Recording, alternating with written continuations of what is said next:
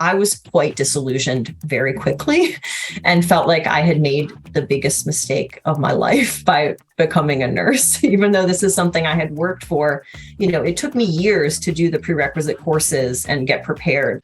We're taught that meaningful careers come from following your passion. But what happens when that path leads to a dead end?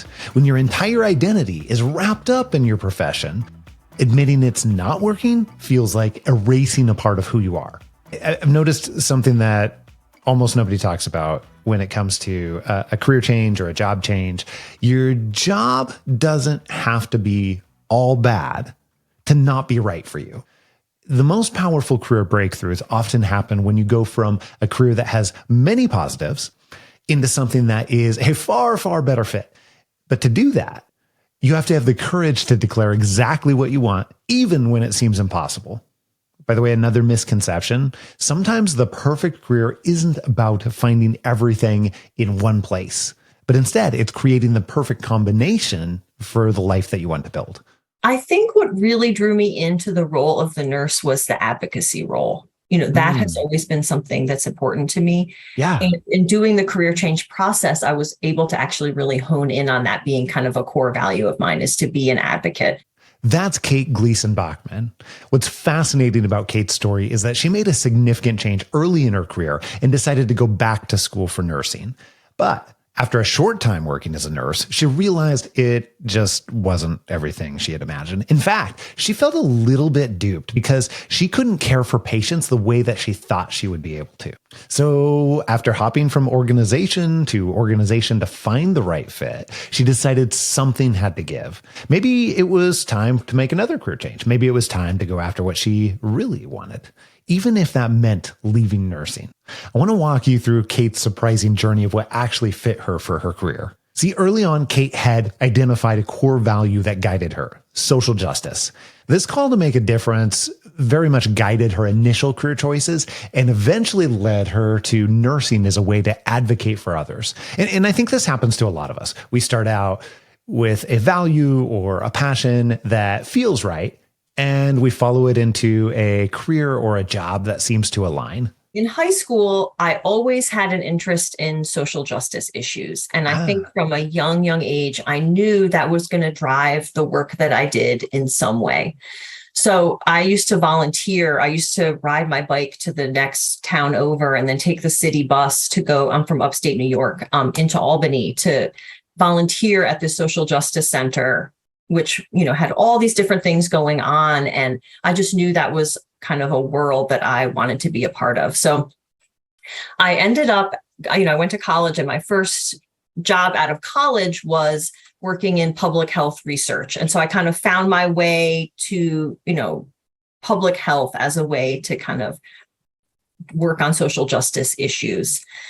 And my first career change happened shortly after that, when I realized I worked there doing research. And then I actually worked for a training and technical assistance organization, not unlike the one that I work for now, actually. But at the time, I was really feeling like I wanted to be kind of closer to service delivery. So I was doing, training and technical assistance and research. And I saw through visiting programs and health centers the work that nurses were doing in advocacy. And I was like, oh, I want to do that. I want to be a nurse. Here's what I find happens with so many people. They have this vision or idea of what their career or occupation or company is going to be like, and they get into it pretty quickly without testing it out. And then the reality comes crashing down.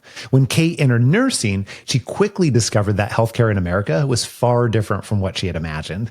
And I've seen the same pattern over and over again with many people. The reality gap between the expectation and the daily work can be absolutely crushing. So now looking back, I think it's a little more clear. At the time, I became a nurse. I did a second degree program that just took a year. And so all of a sudden I was a nurse.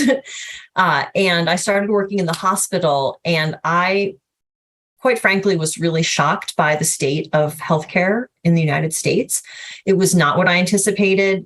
I had kind of seen nursing as this model of care that, took someone's global health into account and, their home situation and their mental health and all the pieces that make up wellness for people, kind of who we are. And I thought I would be able to apply that.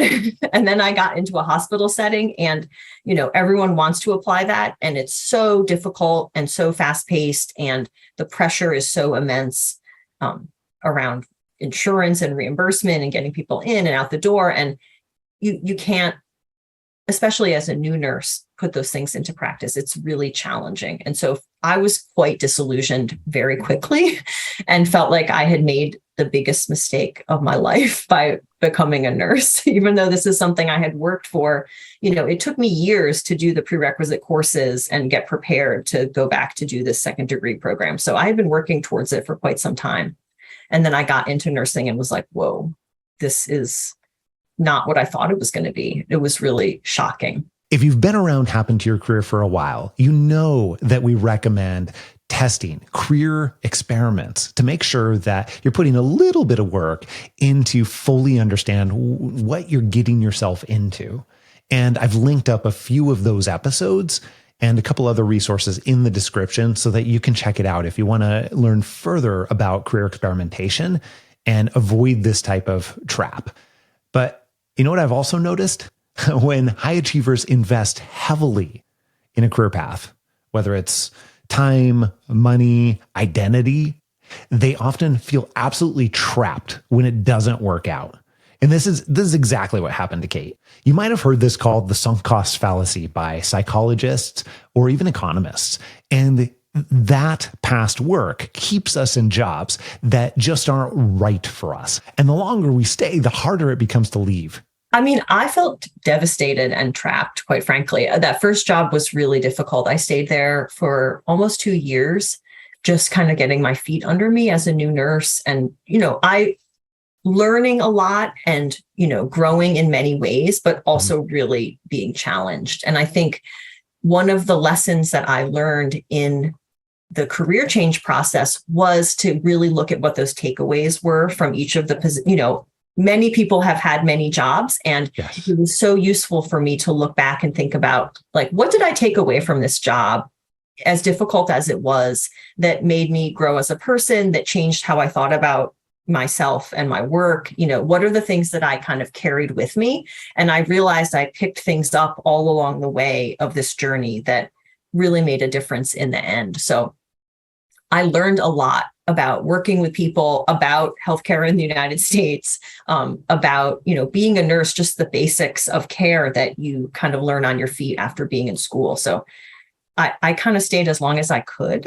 And then I moved to do home care nursing, briefly home care hospice nursing, which I loved, but had a lot of challenges as well in terms of the patient caseload and the amount of travel that was part of it.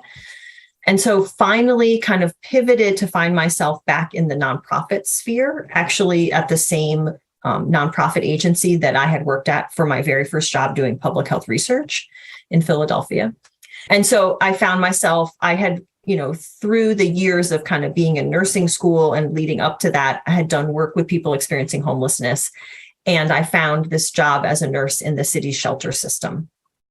And that was where I kind of started to feel like, okay, I'm finding my place as a nurse. This I think is where I can really do the advocacy and the education piece that I want. And so that kind of started this cycle of being in the nonprofit world as a nurse, which I ultimately decided, well, I'm still in some ways, but in a different way. I decided to make a shift, but not for many years. Okay. Like Kate, when people go to make a shift, often the first attempt at career change is misguided. Why? Because often we try to make it when we don't yet have the tools, we don't have the perspective, we don't have the framework to make a truly meaningful shift. We're still using old ways of thinking to try to solve a new problem. And Kate's first attempt shows exactly this. She was still using the same thinking that got her stuck in the first place. This is a human tendency that most of us will do without even realizing it. I worked in the shelter system for 3 years, and then as part of that same agency, then in a health center that worked pretty exclusively with people experiencing homelessness that's in Philadelphia. And I was feeling burnt out. that's kind of how I would describe what was going on for me. I was feeling like there was just, my work was coming home with me. There was so much going on. It was very, very chaotic. And I have a strong drive to solve problems. So an interest of mine. And so I really liked that aspect of it, but it was the volume of problems was so great. It was overwhelming to me. It was like a mismatch with my kind of need for balance in my life and the needs of the workplace, which were huge. And so that was when I actually first kind of saw myself as trying to make a career change within nursing. And that was back in 2016. So I had been a nurse since 2007. And so I had already been a nurse for quite a while. And I had decided that I really need to make a shift. And I attempted a career change on my own. And it didn't go as I thought it would. So I made a change to still being a nurse, but working for a hospital system. I was hoping to have kind of more organization around my role and just to be working in a little bit of a less chaotic environment. I think that's what I was wanting. And I was kind of trying to pivot to do something different. And what I found was that it was just not engaging to me at all. It felt very corporate, which is not my style. I want to highlight one of Kate's most powerful insights here. Your job, your career doesn't have to be completely terrible to not be the right fit. This is such an important lesson.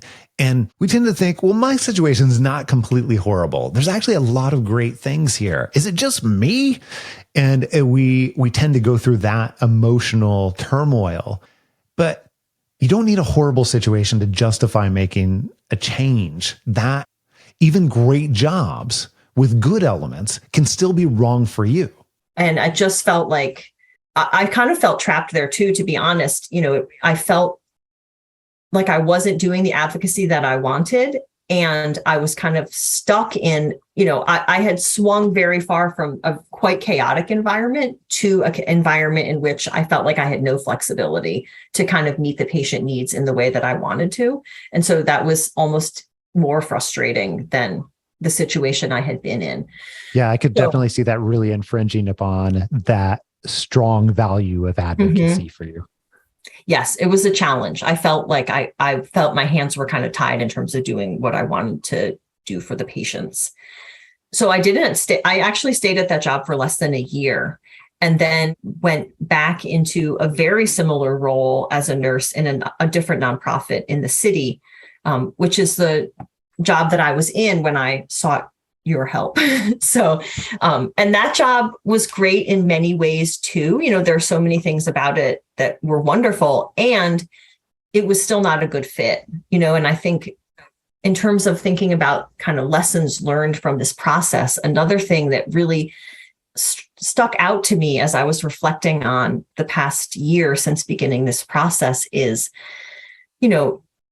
something doesn't have to be all bad in order for it to not be the right thing for you. And, that I think was partly what was keeping me in those positions. There were a lot of things I loved about them, and it was not a great fit for my skill set and kind of the balance that I needed in my life. But I kept trying to do that because there were things that I was getting out of it, of course. And, it was fulfilling and I felt like I was making a difference. And I had patients that I loved and a great team, all these things were wonderful about it, and it was still not a good fit. So that was a difficult and important lesson. As you can imagine, this conflicted pretty heavily with Kate's strong value of advocacy. I mentioned the identity obstacle earlier in the episode. We see career changers run into this repeatedly, and we don't think it's going to be that difficult. But it's especially true for professionals who have invested significant time or significant energy into their career path. For Kate, the struggle wasn't just about changing jobs. It was about who she thought she was. I found that without external perspective, this kind of identity conflict can keep people stuck for years or even decades or further, even their entire life. I think, especially when you're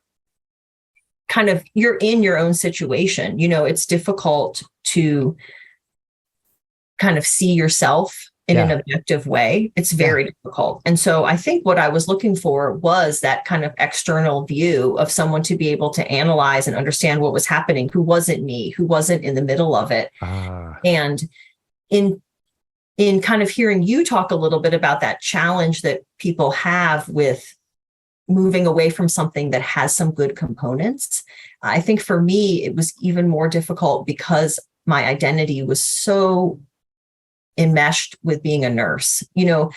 Nursing had not been an easy journey for me. I had had to work hard to find my place in nursing. And so much of my identity was caught up in being a nurse. I'm a nurse. I help people. This is a passion of mine and I really care about it. And so to even consider that wasn't the right thing for me after having, it's like a sunk cost fallacy where I have done this for so many years, and how do I walk away from it?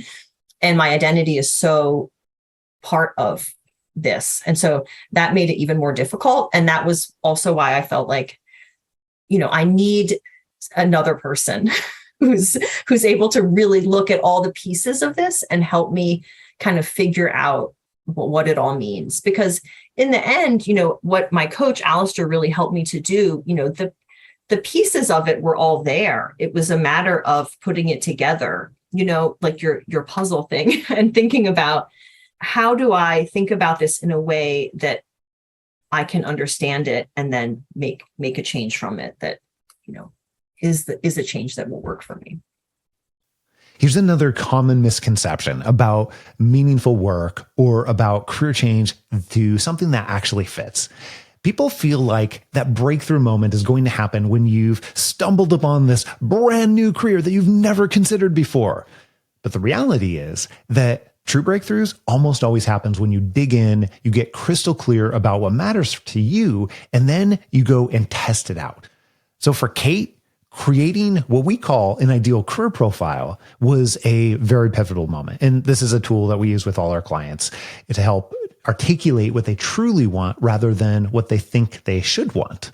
And I've seen this process transform people's entire approach to their careers. It gives them a decision filter to operate from. The thing that really launched the change process was the ideal career profile and developing that. And, I worked with my coach on that for so long. It was really difficult for me to get it going. I was doing, there are multiple exercises and ways to kind of approach it and think about it that you provide. And I was doing all of those things. And I felt like I was hitting a wall, and I was really, really struggling to create something that felt right to me. And so a piece of it was, looking at my strengths, and that was illuminating and very helpful. And I just was having the hardest time kind of creating something cohesive. And I think in the end, when I finally got there, that was a launching point for everything. And within that process was the realization that I was able to come through to with my coach, that I actually did not want to be a nurse. I did not want to, I still am a nurse, but you can see I still have my identity, my identity intact. But I did not want to be a frontline healthcare worker every single day. And that was very hard to accept. And at first I was saying to my coach, this is important to me. My identity as a nurse is important to me. And so he was reflecting that back to me, and that kept feeling wrong to me, but I couldn't quite put my finger on why. And finally, through this process of talking it out, I remember he said to me, like, it sounds like you don't actually want to be doing this type of nursing work.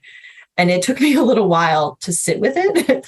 But once I was able to incorporate that and realize that was actually true, my ideal career profile came together. Like that, I had a piece in there that was not meant to be in there that I was reluctant to let go of. And so once I was able to, I just had the best time writing that thing. Once I got there, I just remember spending so much time on it, and it was feeling, I was truly in a flow state. Things were coming out. I knew what I wanted. Sometimes life forces our hands in ways that we don't expect. I've seen this happen with many of our clients over the years, where you have a dramatic event, it becomes the catalyst that finally pushes them to make the change that they've been contemplating. Now, for Kate, a workplace tragedy accelerated her decision to leave her job. While these events are painful, they often create the clarity and urgency needed to finally take action. So, to give some background information, I had started thinking about I knew I wanted to make a career change. There were a number of reasons I wanted to do it. And I was kind of on this journey. And, I won't go deep into all the things that were happening at the organization where I was, but there were some safety concerns. And at that organization, we had an active violence, an active shooter event in which a colleague was killed. So it's pretty much the most horrible and dramatic thing that can happen in any workplace. And, I'm sure, unfortunately, other people have had similar experiences of violence in the workplace. And I just know the impact it's had on me. And so I just, I just want to say to those folks, it stays with you. And that's, one of the things that I think I have learned, and I'll, talk a little bit more about kind of how that altered my trajectory in this path. But, that was a huge loss, and, a loss of human life, but it also it accelerated my career change process in a lot of ways. And looking back on it and thinking about that loss and the other things that I lost in leaving that job in a faster way than I anticipated that I would, is that part of the change process, I think, is loss. Here's a simple truth. What stops most people from being able to live the life that they actually want is giving themselves permission to articulate what they truly want. There's something powerful about having the courage to declare your desires, even when they seem impossible.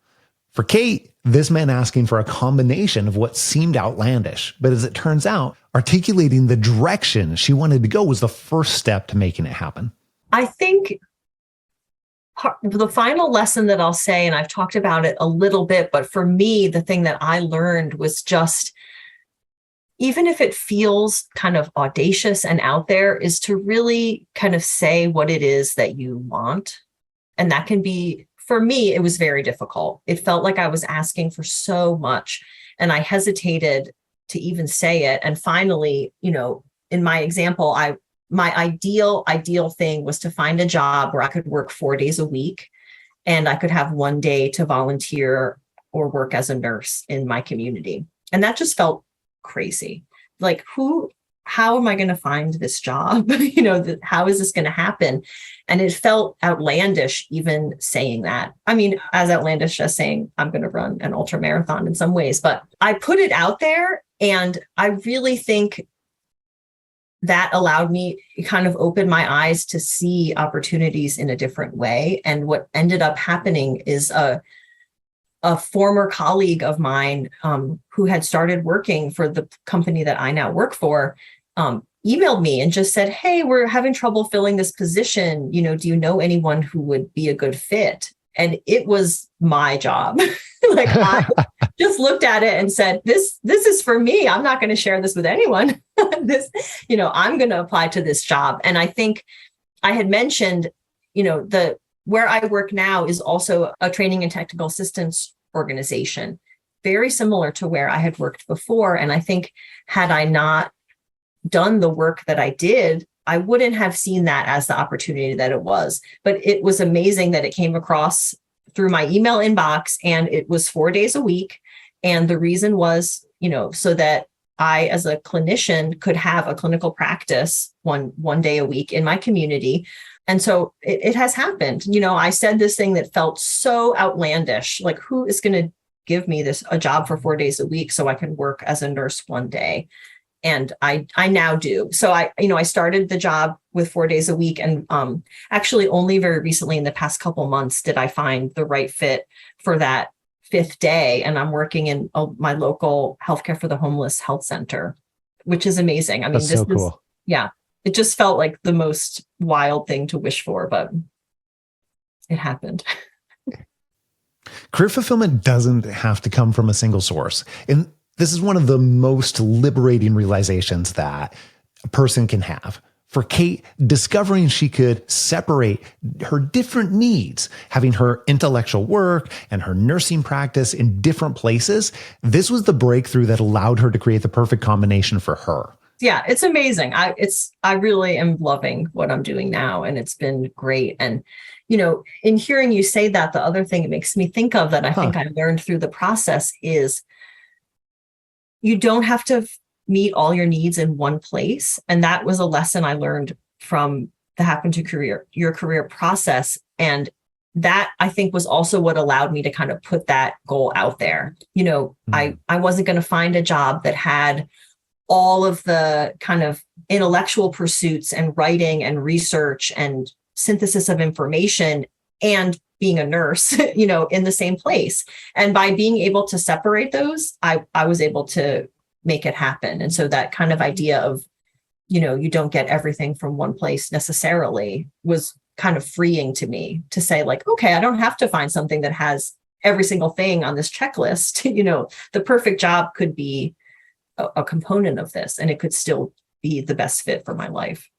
Meaningful career change, it's not about leaving everything behind. Sometimes it's about reconfiguring your professional life to honor all the parts of who you are. Now, just to recap, here's what I love about what Kate did. When she had the courage to declare exactly what she wanted, which is not easy. In fact, it seemed impossible at the time. She created a unique path that perfectly supports her values, her strengths, and her lifestyle needs. So remember, if you're going to make a change in your life, whether it's a job change, career change, whatever, it doesn't have to be all or nothing. It never has to be. Usually there's a lot of room in between all or nothing. By separating her identity from her career and recognizing that she could use her nursing skills in a new way, Kate created something far better than what would have been possible through that conventional thinking. I don't want you to settle for what's expected. You can intentionally design a work life that truly fits who you are. If you're at the point where you're ready to make your own career change and find a career that fits you, we'd love to help. Just drop me an email, scott@happentoyourcareer.com. Put conversation in the subject line, and I'll connect you with the right person on our team. They'll be able to have a conversation with you and understand the very best ways that we can support you in your situation. That's scott@happentoyourcareer.com. And if you're absolutely loving these tips, these strategies, these stories, take a moment right now, hit the subscribe or follow button. And that way, every time we release an episode, you're going to get notified.